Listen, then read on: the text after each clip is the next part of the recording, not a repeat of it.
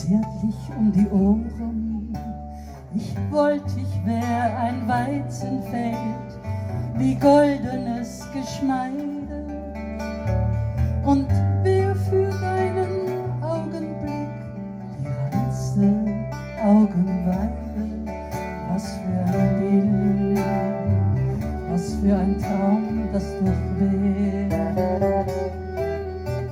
Doch ein Traum, der sich niemals erfüllt, denn wie's Leben so spielt, bin ich immer nur ich und du bist, was du bist. Und es ist, was es ist, und nicht, was du willst, dass es wär. Wenn ich ein Lotto-Jackpot wär, auf irgendeinem Scheine, es trügt der Wind mich von weit her, dir direkt vor die Beine. Ich wollt, ich wär ein Nachtexpress und durch Sturm und Regen durchstreifte ich den Kontinent und raste dir entgegen.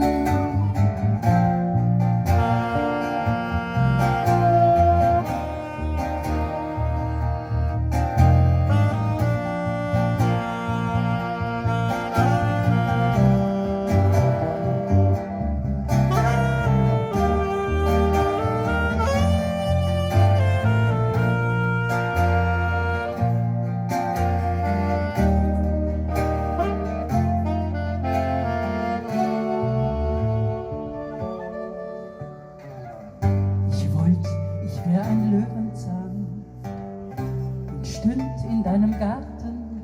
Ich hätte gelbe Blätter an und tät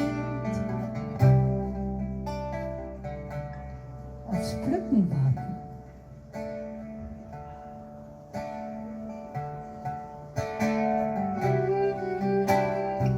Was für ein Traum das doch wär.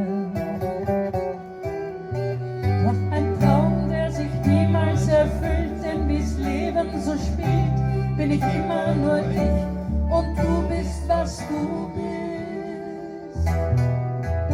Und es ist, was es ist, und nicht, was du willst, dass es wär.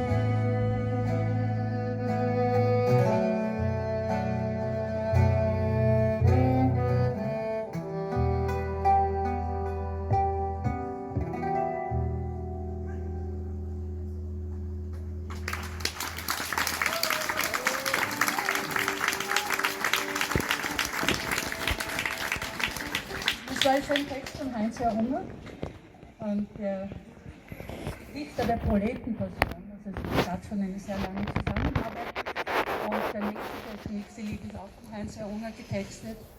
Und nachdem es mit den Schmetterlingen schon lang vorbei war und wir eine Band gegründet haben, hat sich wieder eine neue Zusammenarbeit mit dem Heinz-Jörg Unger ergeben. Ja, und hat auch sehr lang gedauert.